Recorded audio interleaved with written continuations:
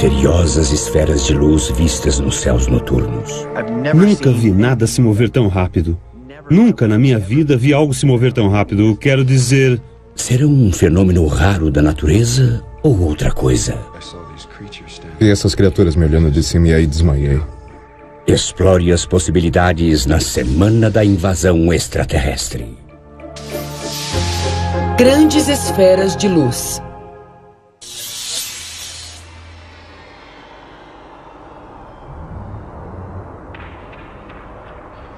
Estou a caminho do sul do Oregon.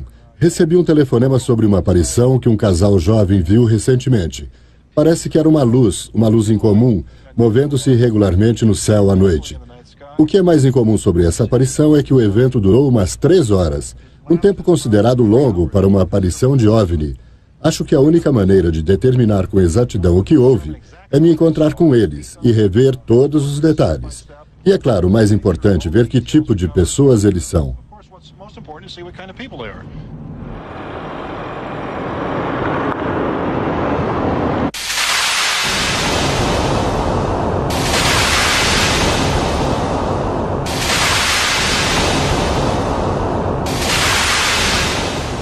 Lance, você pode me mostrar como viu o objeto pela mira do seu rifle? Claro, eu saí e o vi. Ele chamou a minha atenção e depois peguei a mira e olhei direto à minha frente, assim, e consegui vê-lo. E quando focalizei na mira, ele sumiu. Eu tive um vislumbre dele e então apontei a mira de novo até encontrá-lo, um pouco mais para cima, à direita. E eu disse, vamos, deixe-me ver, deixe-me ver, deixe-me ver. E ele disse, minha nossa, é uma água-viva. É exatamente o que parecia, uma água-viva. Eu pensei, uau! Você me disse que ele emitia o que pareciam ser feixes de luz ou energia elétrica. Pode me contar mais sobre isso? Para mim, parecia um relâmpago. Você sabe, uma noite cheia de nuvens, quando você vê relâmpagos no céu. Estava constantemente lançando esses feixes e era... Quase como se estivesse sondando alguma coisa. Parecia que estava tirando fotos, usando outra tecnologia, mais avançada do que aquela que conhecemos. Quando o captei na mira pela primeira vez, ele fez um arco. Ele se moveu num ângulo provavelmente assim, e foi direto para cima e depois à direita. Movimentos muito desordenados. Nunca vi algo se mover tão rápido. Nunca na minha vida vi algo se mover tão rápido. Tudo bem. Rápido assim e depois foi embora. Nas proximidades do estado de Washington, uma aura de misticismo e ameaça perdura sobre a região de Yakima. Este é o lar do Pé Grande e de outras aparições. Em Yakima, todo tipo de experiências com OVNIs foi registrado. Esferas de luz, ou que aparentemente eram naves espaciais, sons incomuns, criaturas, entidades, seres, se você quiser, e até o que podemos considerar abduções. O objeto voador não identificado mais comum visto em Yakima é a esfera de luz ou bola de luz. Essas esferas são cor de laranja ou brancas e são vistas pairando, movendo-se lentamente. Elas parecem investigar. Em alguns casos, acompanharam motoristas em seus carros. As aparições de OVNIs têm ocorrido aqui em Yakima e foram registradas por 30 anos. Mas existem fortes indícios de que esses objetos têm sido vistos aqui há 50 anos ou mais.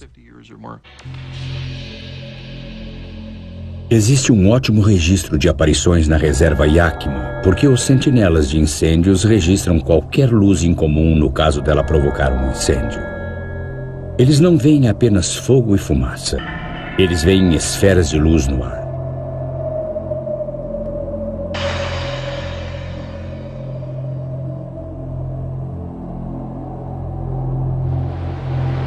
Já vi mais ou menos 100 luzes, ou talvez mais com o passar dos anos. Eu teria de consultar os meus livros de registro e contá-las. Tenho sido uma sentinela há 34 anos, e toda esta área aqui é minha, e um pouco mais que não está no meu mapa, mas ainda é responsabilidade minha. E quando eu vejo um incêndio, tenho que fazer um diagrama e depois marcar naquele determinado lugar.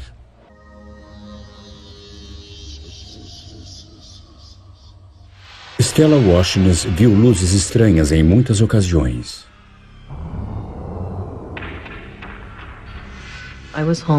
Eu estava em casa com minha filha. Meu marido tinha saído, acho que para ver um jogo de basquete. Ele levou nossos 2 filhos e começou a anoitecer. O sol estava começando a se pôr, então pedi à minha filha que fechasse as cortinas da sala. E ela fechou uma parte das cortinas. E estava lá de pé, olhando fixamente para a janela, e eu disse: feche as cortinas. Ela ficou parada e eu perguntei: o que você está fazendo? E ela disse: estou olhando para um monte de aviões aí fora. O cachorro estava arranhando a porta furiosamente, passou por mim como um foguete, se enfiou embaixo da mesa e ficou lá. Ele estava com muito medo, muito mais medo de ficar lá fora do que eu brigar com ele, porque ele nunca entrava na casa. Havia vários tipos diferentes de objetos. Alguns eram meio triangulares e depois tinha essas esferas brancas e cor de laranja. E também eles estavam próximos demais para o meu gosto.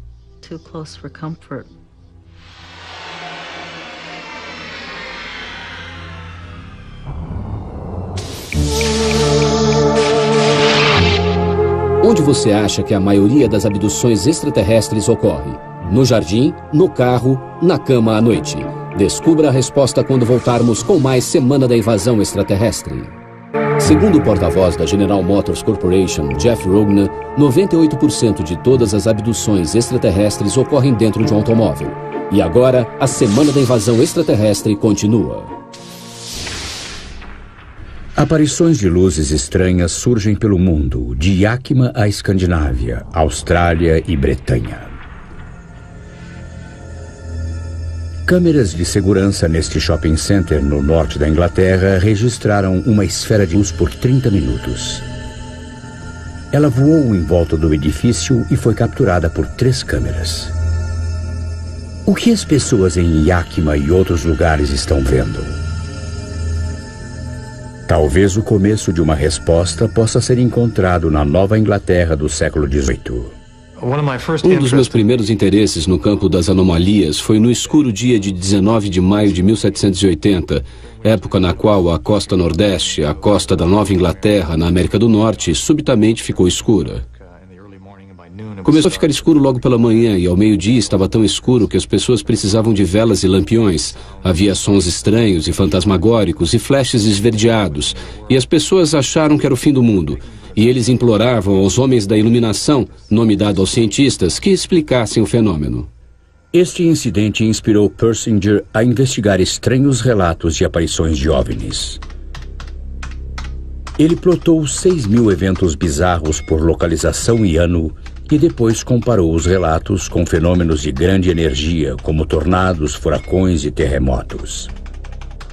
O professor Persinger descobriu que ondas de aparições de OVNIs chamadas de UFO flaps precediam terremotos em até 6 meses. Então ele chamou um especialista em terremotos. O que acho interessante é tentar associar essas esferas de fogo com terremotos, porque sabemos que grandes terremotos podem gerar luzes muito brilhantes no céu. Em 1966, durante um terremoto no Japão, um brilho acendeu os céus noturnos. Persinger e Durr partiram para descobrir se os terremotos estavam gerando as esferas de luz. Eles descobriram um estranho agrupamento de aparições de OVNIs no Colorado. A partir de 1963, milhões de litros de resíduos tóxicos de uma fábrica de munições foram bombeados num poço de 3 quilômetros de profundidade. Infelizmente, os fluidos lubrificaram um sistema de falhas e durante mais de 5 anos, 1.500 terremotos foram registrados. Você tem uma área de falha onde as rochas são pressionadas com força umas contra as outras. Mas se você lubrificar a superfície, elas irão escorregar. Bem, estamos pondo muita pressão no solo e o solo está rachando e está envergando. E toda vez que há algum tipo de pressão, ocorre uma onda elástica que se irradia do solo. Imagine que você tem um elástico esticado e você vem com uma tesoura e corta. E há uma grande liberação de energia quando os pedaços saem voando.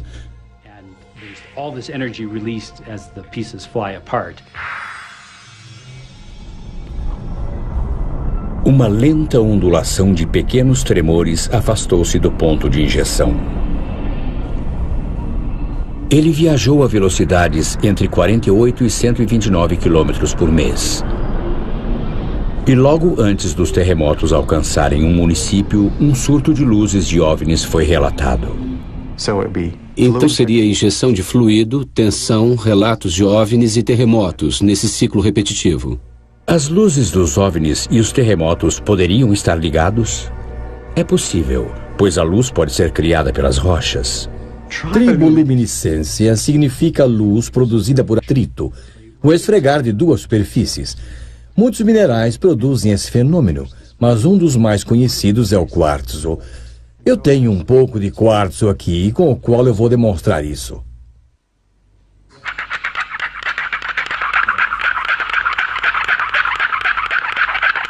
Estas são as primeiras imagens gravadas da liberação da triboluminescência pelas rochas. Existe outra possibilidade. Quando a Terra se move, forças enormes esmagam os cristais que formam as rochas. Pulverizar cristais com pressão pode liberar luz. Piezoelétrico literalmente significa eletricidade por pressão. E quando estressamos, arranhamos ou comprimimos cristais de rocha como o quartzo, descobrimos que há uma geração de carga dentro do cristal. E às vezes isso pode levar à evolução de luz, pequenas faíscas e flashes dentro do próprio cristal. Alan Mills pode demonstrar isso triturando praticamente qualquer cristal. Nesse caso, açúcar em cubos. Triturar rocha sobre uma pressão maior numa área de terremotos terá o mesmo efeito.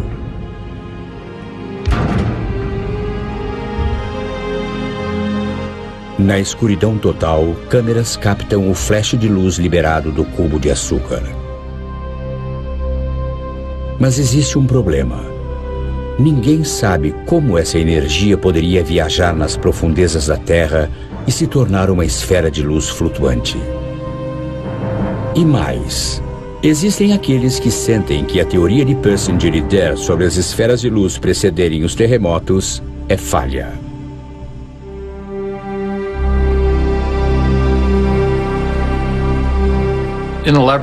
Num laboratório, tentamos recriar as mesmas pressões e temperaturas que se encontraria a 8 ou 16 quilômetros nas profundezas da Terra, onde os grandes terremotos formariam seu núcleo. O que descobrimos no modelo que criamos foi que se pode usar o aquecimento causado pela fricção das rochas enquanto elas deslizam passando umas pelas outras na área da falha durante um terremoto, fazendo as rochas ficarem tão quentes que a água toda evapora. E depois que a água se transforma em vapor, isso se torna um isolante elétrico muito bom.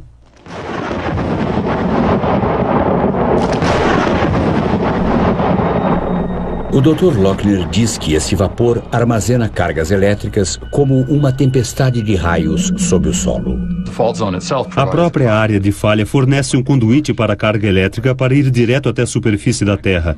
O mecanismo que desenvolvemos realmente requer o próprio terremoto. Não haverá luzes de terremoto antes do terremoto.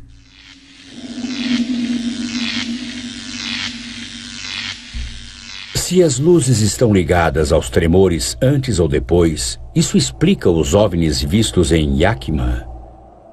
Persinger e Dare descobriram que as luzes aparecem acima das linhas de falha.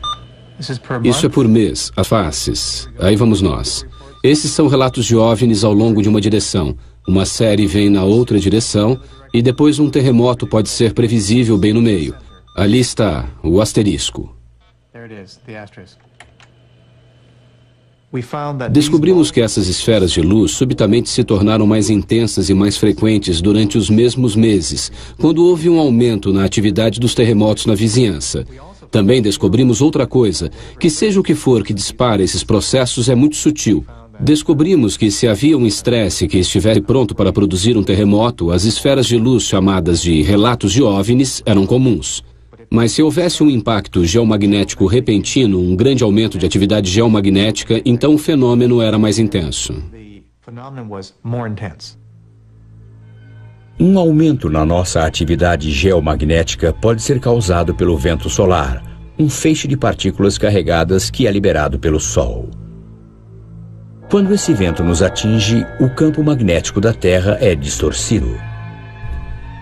O professor Persinger suspeita que quando o vento sopra, também temos esferas de fogo e relatos de aparições de OVNIs.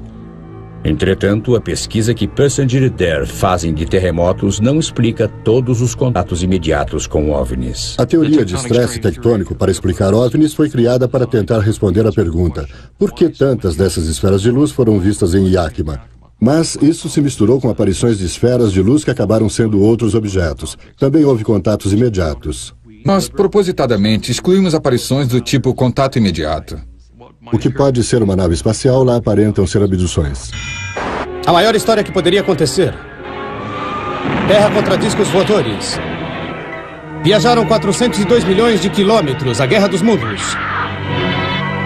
O dia que a Terra parou. O que quer comigo? Nos últimos 15 anos, dezenas de milhares de pessoas se apresentaram para descrever as suas experiências nas mãos de abdutores extraterrestres. Eles contam histórias que vão do tranquilo ao apavorante.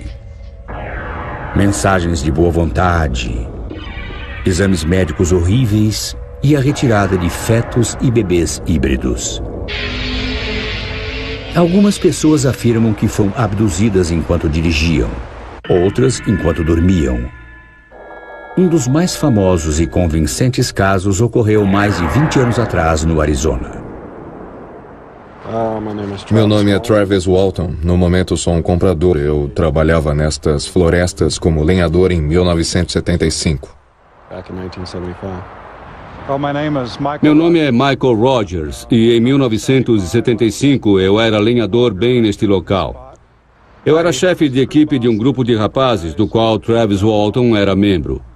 E ainda faço isso. Ainda estou fazendo o mesmo tipo de trabalho.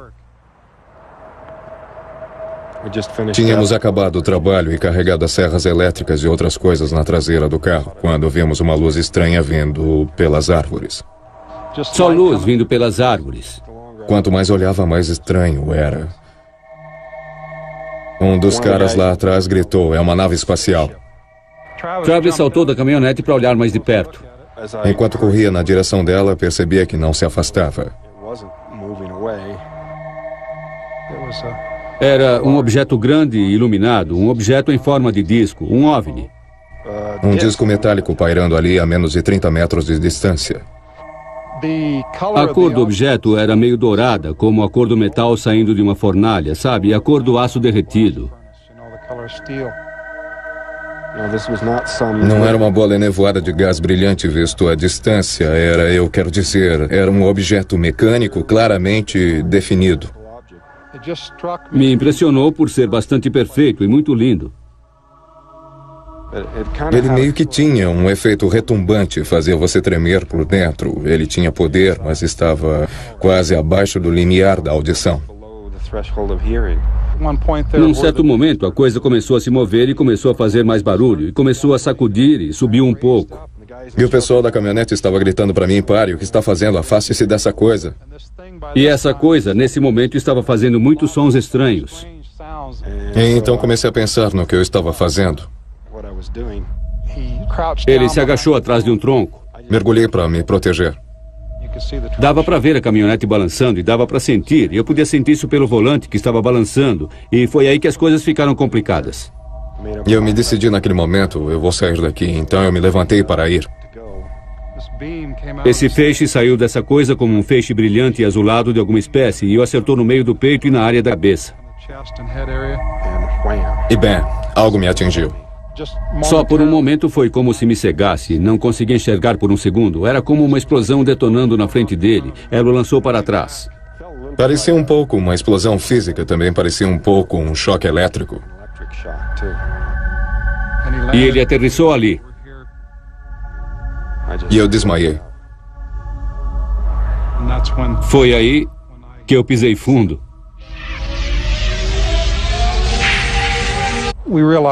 Percebemos que tínhamos deixado Travis. Ele provavelmente estava ferido.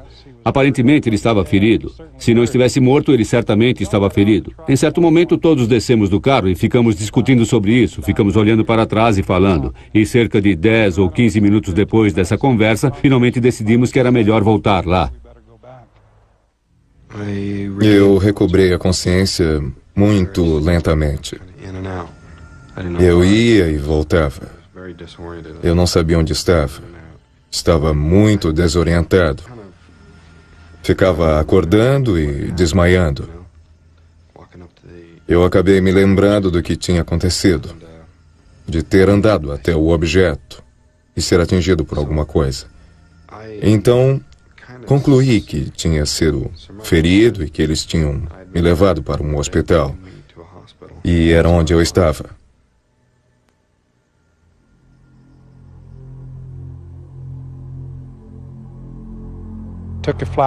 Peguei uma lanterna e iluminei a estrada aqui e também na clareira. Travis não estava deitado onde tinha caído. Ele não estava lá. Havia um objeto sobre o meu peito. Uma luz acima de mim. Era um lustre meio retangular. Eu estava sobre uma superfície dura. Parecia estar muito quente, úmido. Mas a sensação principal era de pura dor, uma dor exasperante.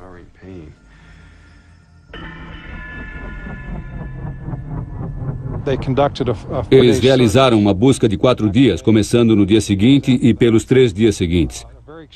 Foi uma busca bastante abrangente, que se expandiu numa grande área, uma área enorme, com muitos homens a cavalo, cães, muitos homens a pé, veículos, helicópteros, aviões, tudo.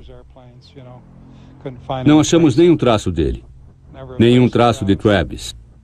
Nenhum traço de Travis. Nenhum traço de Travis.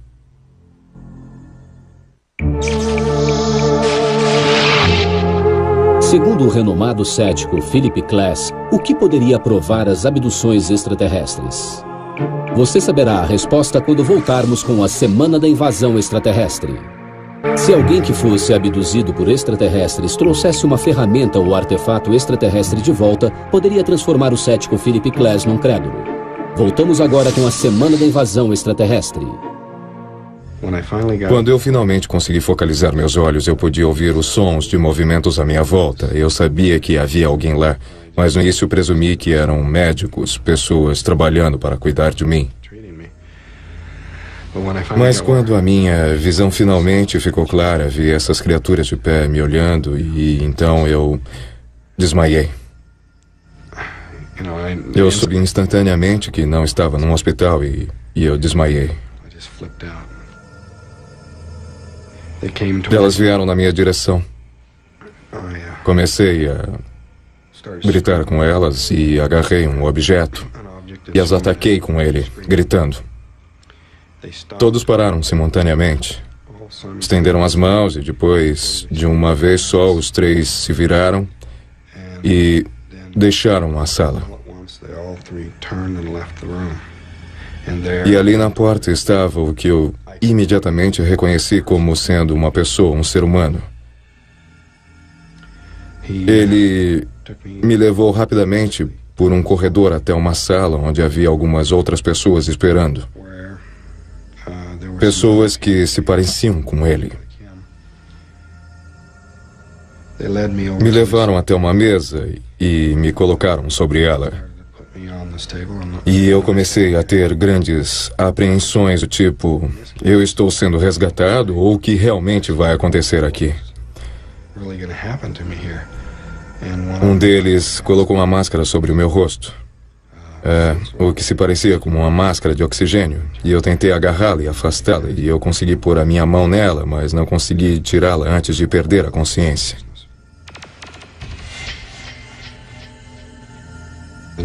Depois me lembro que acordei. Fiquei consciente rápido e estava frio e escuro. E eu olhei para cima e havia luz acima de mim. E vi uma nave pairando sobre mim e ela disparou em direção ao céu. Olhei em volta. Eu estava deitado ao lado de uma autoestrada. Travis Walton ficou desaparecido por 5 dias. É um mistério para mim. Sabe, eu não posso entender o que aconteceu.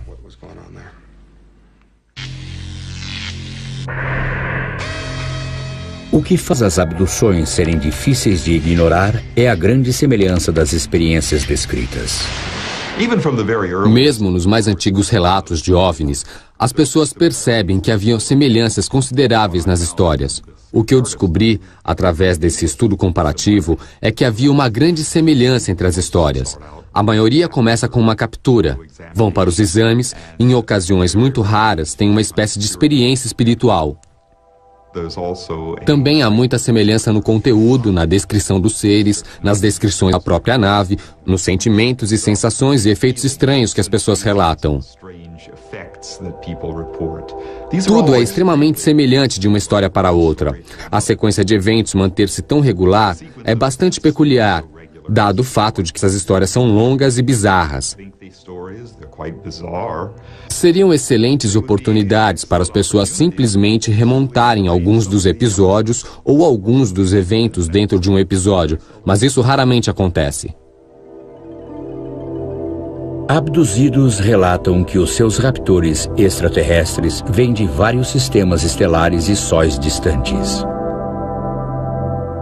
Eles incluem as Pleiades, Betelgeuse, Estrela de Barnard e Zeta Reticuli. Todos ficam a anos-luz da Terra e nenhum sinal de vida foi encontrado emanando deles. Em minha opinião, eu definitivamente tive contato com algo não humano, independente, muito inteligente e que parece ter uma grande preocupação com a minha alma. Mas quando você é abduzido, que é o termo usado, e colocado numa cama e reduzido a nada mais do que um pedaço de carne, e você tem agulhas sendo enfiadas em você e você está morto de medo, isso realmente chama a sua atenção. Então tenho feito retratos precisos da maneira como os seres são vistos. E esses desenhos que você vê aqui são baseados em informações que obtive trabalhando com um hipnoterapeuta há cerca de 4 anos atrás.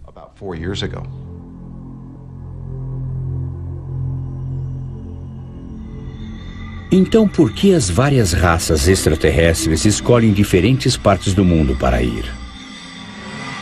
Uma peculiaridade das histórias, um elemento que sugeriria que podem haver algumas diferenças culturais, é que, relativo às aparições na América do Norte, os extraterrestres pequenos e acinzentados têm sido os mais comuns. Na Bretanha, o extraterrestre mais comum tem sido alto, do tipo nórdico. Na América do Sul, a tendência é de uma maior variedade de extraterrestres.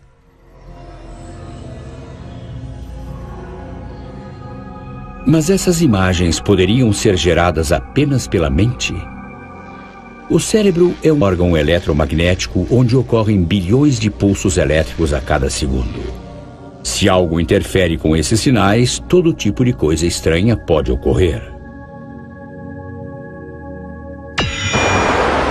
Michael Persinger suspeita que pode haver uma ligação entre relatos de abduções e suas teorias do fenômeno das esferas de luz extraterrestres.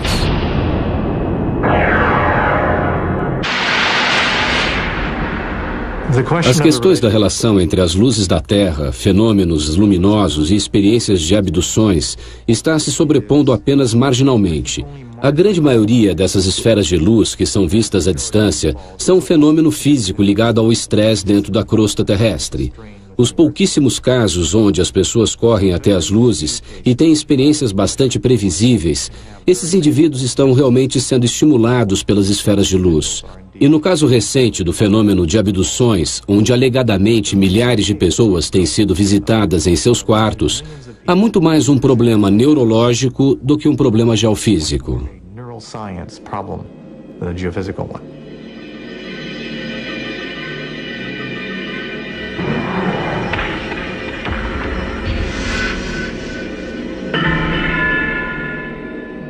Persinger construiu uma câmara para testar a sua teoria. Ela é completamente à prova de som. O voluntário se senta no escuro, vendado. Um campo magnético fraco é gerado dentro de um capacete especial. Um computador controla o campo.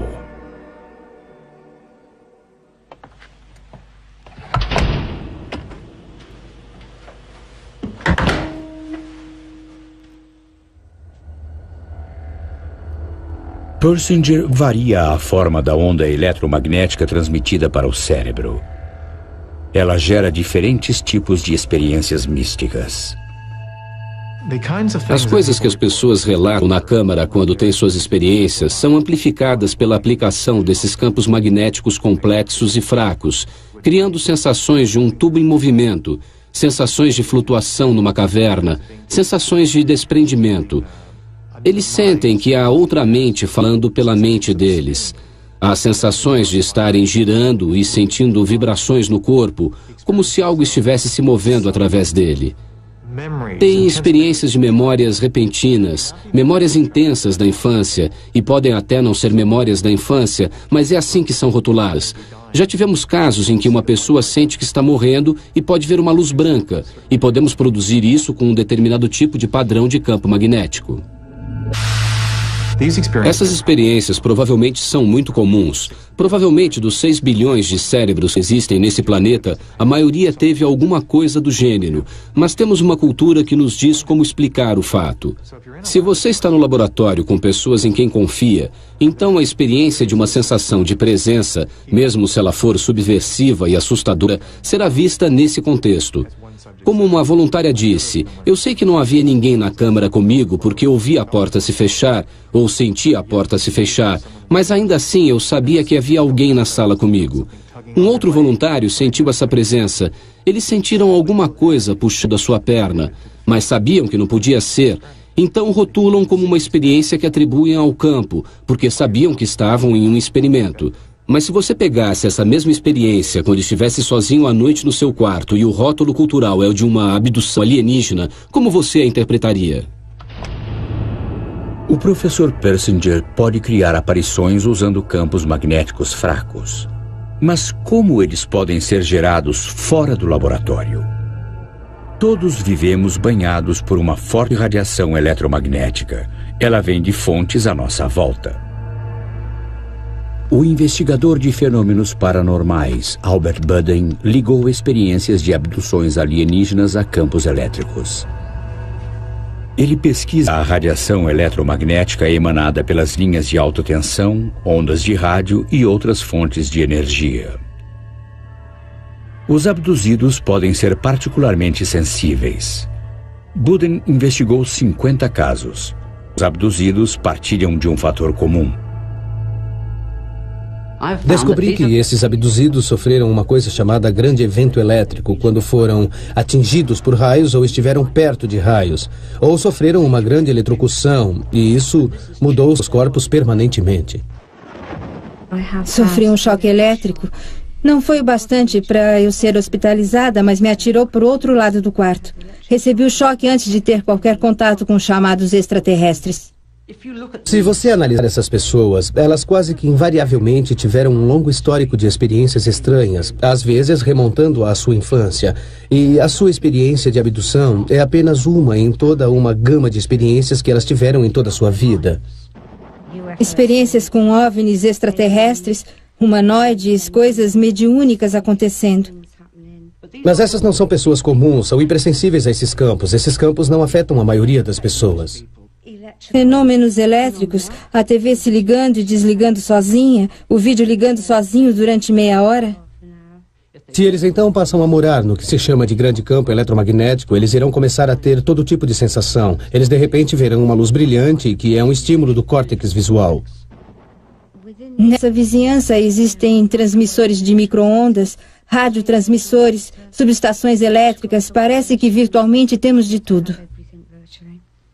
Eles têm alucinações, que é a estimulação do lobo temporal, e às vezes diferentes partes do cérebro são estimuladas. Esta outra experiência é como eu acho sensações de formigamento sob a pele. Então, você precisa procurar muito, muito mais fundo. Você não pode só olhar para os extraterrestres.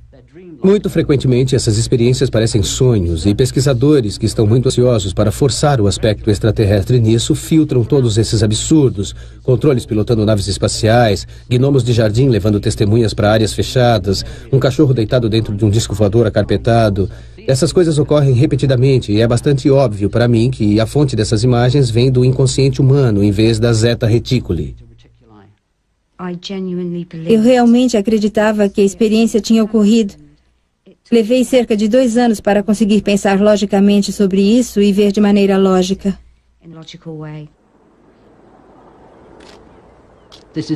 Esse é um problema de saúde ambiental e, de fato, as experiências de abduções alienígenas são apenas uma pequena parte de um assunto muito mais amplo, que é a poluição eletromagnética.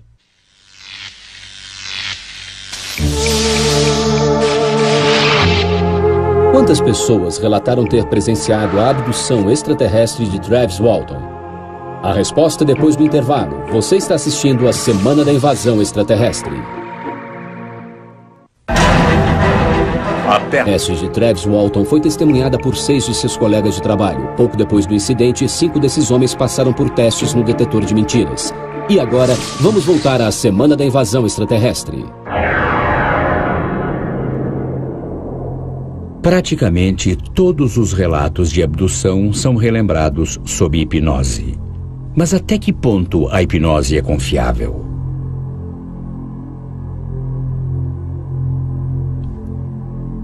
Todos temos fortes lembranças do nosso passado. Entretanto, falsas memórias, mesmo sem hipnose, podem ser criadas se a pessoa quiser agradar o seu terapeuta. Ela se lembra do que acha que o hipnotizador quer ouvir. Mesmo sem a hipnose, enquanto os eventos se desvanecem e mal são lembrados, nós criamos novas memórias para preencher os vazios, reinventando o passado. É muito fácil criar falsas memórias. Um psicólogo canadense submeteu voluntários ao que eles acreditavam ser testes de personalidade. O psicólogo usou feedback positivo para implantar a ideia de que eles tinham visto um mobile no dia em que nasceram. Disse a eles que tinham personalidades excepcionais e que isso acontecia devido ao fato de seus cérebros serem estimulados pelo mobile. Perguntou-se a um dos grupos qual era a sua primeira memória. Nenhum deles se lembrava de um mobile. Um outro grupo foi submetido à regressão até a sua primeira memória através da hipnose. Quase metade relatou memórias de um mobile no seu primeiro dia de vida. Mas acredita-se que a memória dos bebês só começa a funcionar aos 3 meses de vida.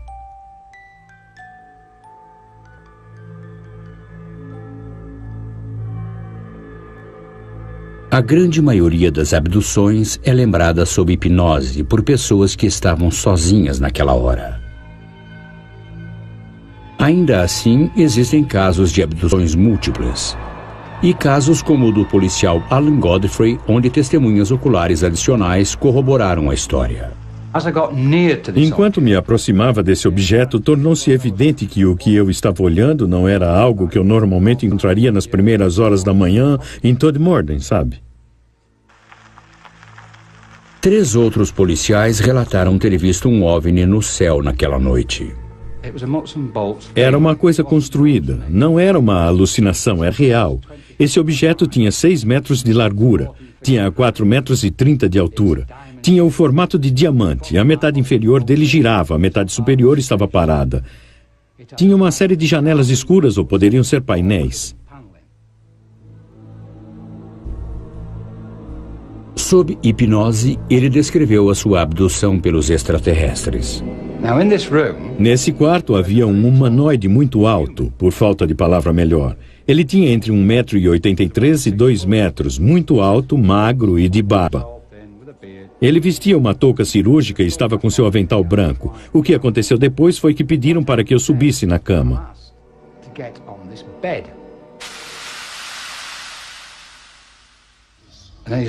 Então estou na cama e essas coisinhas horríveis aparecem. Eles têm o formato de uma lâmpada, seus olhos são escuros, negros. Essa é a melhor maneira de descrevê-los, e havia 7 ou 8 deles. Mas será esse contato imediato uma falsa memória criada pela hipnose? O relato que Alan descreve sob hipnose é muito consistente. Porque quando você monta o quebra-cabeças do que ele pode dizer que lembra conscientemente com aquilo que ele só pode se lembrar quando hipnotizado, as peças se encaixam. Por exemplo, no começo da ligação de Alan com o OVNI, ele nos diz que achava que era um ônibus.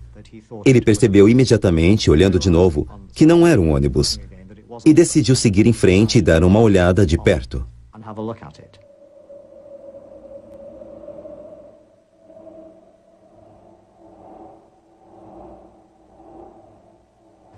Sob hipnose, ele diz, é um ônibus. Não é um ônibus. É um ônibus. É? Não é um ônibus. E você pode ver uma expressão de incredulidade na face dele.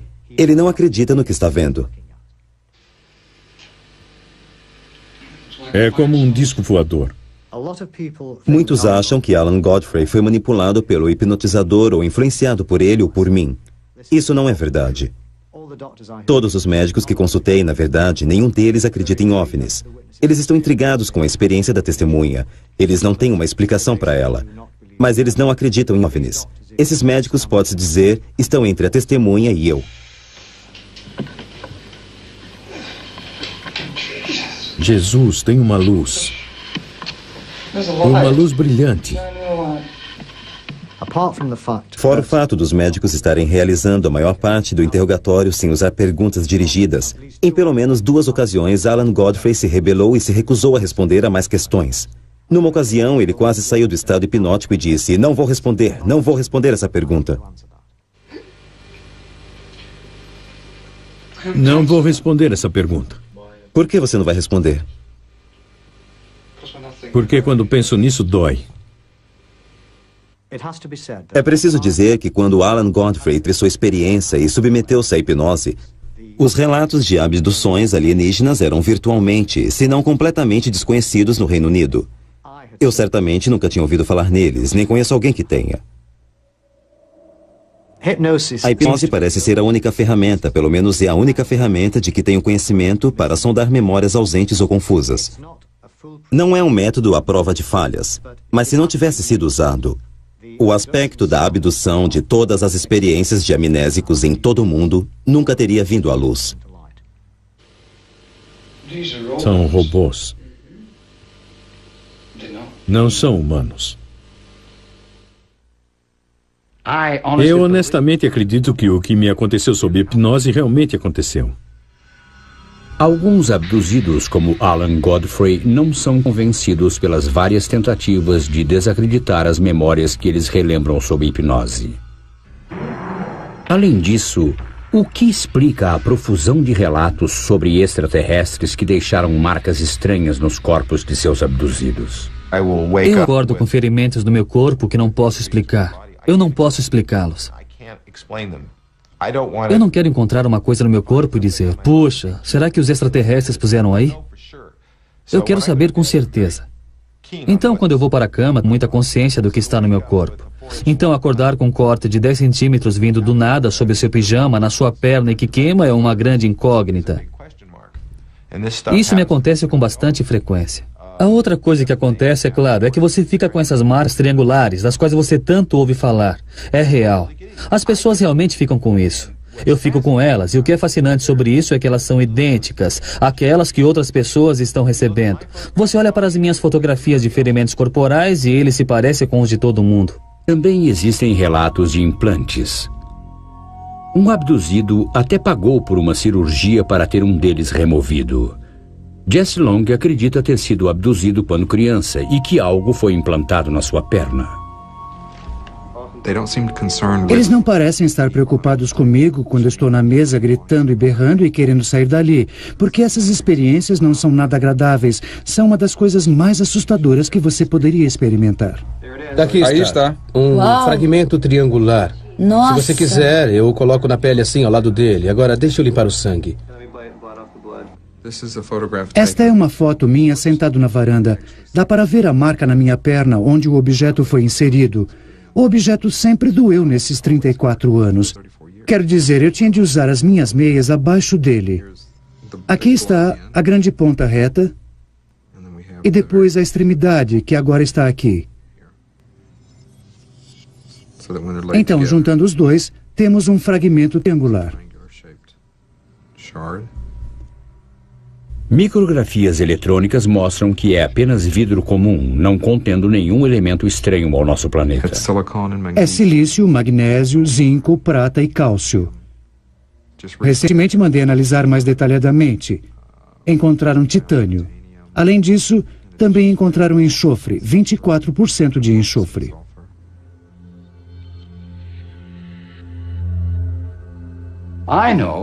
Sei que o que vi naquela noite era real, era muito real.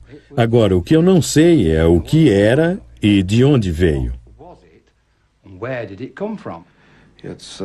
É um mistério para mim, sabe? Eu não posso entender o que aconteceu. Recentemente, cientistas e pesquisadores propuseram algumas explicações bastante críveis para os fenômenos dos OVNIs e das abduções. Então, por que alguns de nós continuam crédulos? Mesmo havendo uma explicação para as esferas de fogo, o que dizer dos OVNIs em forma de aeronave? E das milhares de pessoas que relataram encontros com extraterrestres? Deve-se duvidar de todas essas experiências?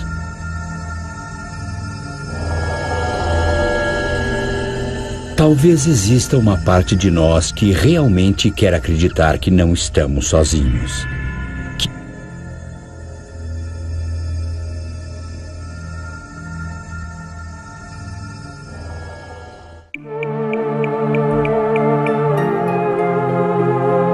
Versão brasileira, Tempo Filmes, São Paulo.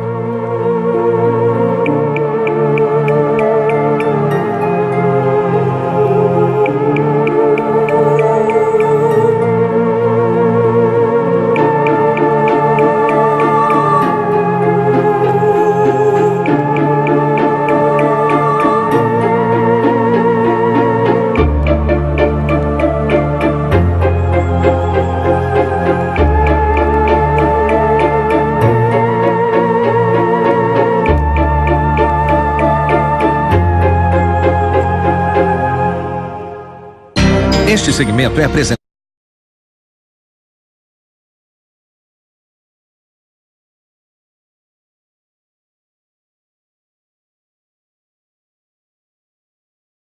Elas parecem investigar. Em alguns casos, acompanharam motoristas em seus carros. As aparições de OVNIs têm ocorrido aqui em Yakima e foram registradas por 30 anos. Mas existem fortes indícios de que esses objetos têm sido vistos aqui há 50 anos ou mais. Existe um ótimo registro de aparições na reserva Yakima, porque os sentinelas de incêndios registram qualquer luz incomum no caso dela provocar um incêndio. Eles não veem apenas fogo e fumaça. Eles veem esferas de luz no ar.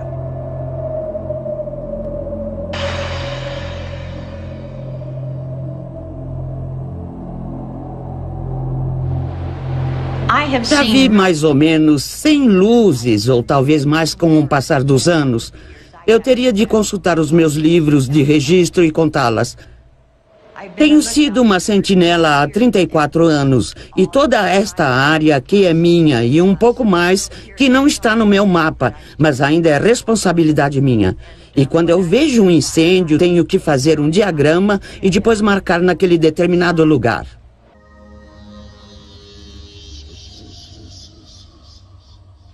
Stella Washington viu luzes estranhas em muitas ocasiões.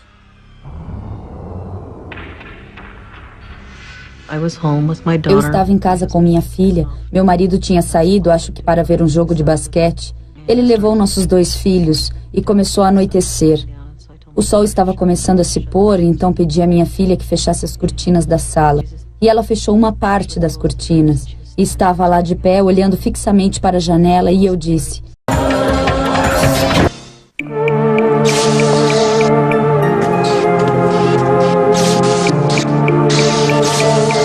misteriosas esferas de luz vistas nos céus noturnos. Nunca vi nada se mover tão rápido. Nunca na minha vida vi algo se mover tão rápido. Quero dizer... Será um fenômeno raro da natureza ou outra coisa? Vi essas criaturas me olhando de cima e aí desmaiei. Explore as possibilidades na Semana da Invasão Extraterrestre. Grandes esferas de luz.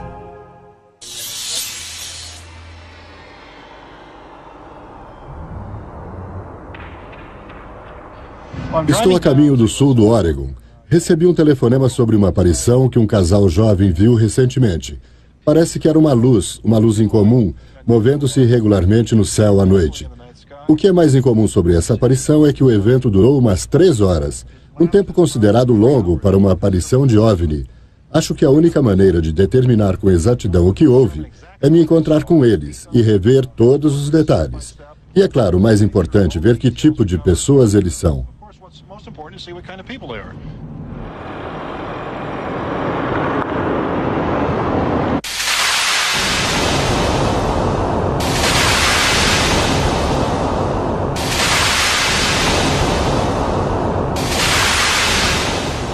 Lance, você pode me mostrar como viu o objeto pela mira do seu rifle? Claro, eu saí e o vi. Ele chamou a minha atenção e depois peguei a mira e olhei direto à minha frente, assim, e consegui vê-lo. E quando focalizei na mira, ele sumiu. Eu tive um vislumbre dele e então apontei a mira de novo até encontrá-lo, um pouco mais para cima, à direita. E eu disse, vamos, deixe-me ver, deixe-me ver, deixe-me ver. E ele disse, minha nossa, é uma água-viva. É exatamente o que parecia, uma água-viva. Eu pensei, uau! Você me disse que ele emitia o que pareciam ser feixes de luz ou energia elétrica. Pode me contar mais sobre isso? Para mim, parecia um relâmpago. Você sabe, uma noite cheia de nuvens, quando você vê relâmpagos no céu. Estava constantemente lançando esses feixes e era... quase como se estivesse sondando alguma coisa. Parecia que estava tirando fotos, usando outra tecnologia, mais avançada do que aquela que conhecemos. Quando o captei na mira pela primeira vez, ele fez um arco. Ele se moveu num ângulo provavelmente assim, e foi direto para cima e depois à direita. Movimentos muito desordenados. Nunca vi algo se mover tão rápido. Nunca na minha vida vi algo se mover tão rápido. Tudo bem. Rápido assim e depois foi embora. Nas proximidades do estado de Washington, uma aura de misticismo e ameaça perdura sobre a região de Yakima. Este é o lar do Pé Grande e de outras aparições. Em Yakima, todo tipo de experiências com OVNIs foi registrado. Esferas de luz, ou que aparentemente eram naves espaciais, sons incomuns, criaturas, entidades, seres, se você quiser, e até o que podemos considerar abduções. O objeto voador não identificado mais comum visto em Yakima é a esfera de luz ou bola de luz. Essas esferas são cor de laranja ou brancas e são vistas pairando, movendo-se lentamente. Talvez o começo de uma resposta possa ser encontrado na Nova Inglaterra do século XVIII. Um dos meus primeiros interesses no campo das anomalias foi no escuro dia de 19 de maio de 1780, época na qual a costa nordeste, a costa da Nova Inglaterra, na América do Norte, subitamente ficou escura. Começou a ficar escuro logo pela manhã e ao meio-dia estava tão escuro que as pessoas precisavam de velas e lampiões. Havia sons estranhos e fantasmagóricos e flashes esverdeados, e as pessoas acharam que era o fim do mundo. E eles imploravam aos homens da iluminação, nome dado aos cientistas, que explicassem o fenômeno. Este incidente inspirou Persinger a investigar estranhos relatos de aparições de OVNIs. Ele plotou 6.000 eventos bizarros por localização e ano e depois comparou os relatos com fenômenos de grande energia, como tornados, furacões e terremotos. O professor Persinger descobriu que ondas de aparições de OVNIs chamadas de UFO flaps precediam terremotos em até 6 meses. Então ele chamou um especialista em terremotos. O que acho interessante é tentar associar essas esferas de fogo com terremotos, porque sabemos que grandes terremotos podem gerar luzes muito brilhantes no céu. Em 1966, durante um terremoto no Japão, um brilho acendeu os céus noturnos. Persinger e Durr partiram para descobrir se os terremotos estavam gerando as esferas de luz. Eles descobriram um estranho agrupamento de aparições de OVNIs no Colorado. A partir de 1963... Feche as cortinas. Ela ficou parada e eu perguntei, o que você está fazendo? E ela disse, estou olhando para um monte de aviões aí fora. O cachorro estava arranhando a porta furiosamente, passou por mim como um foguete, se enfiou embaixo da mesa e ficou lá. Ele estava com muito medo, muito mais medo de ficar lá fora do que eu brigar com ele, porque ele nunca entrava na casa. Havia vários tipos diferentes de objetos. Alguns eram meio triangulares e depois tinha essas esferas brancas e cor de laranja. E também eles estavam próximos demais para o meu gosto.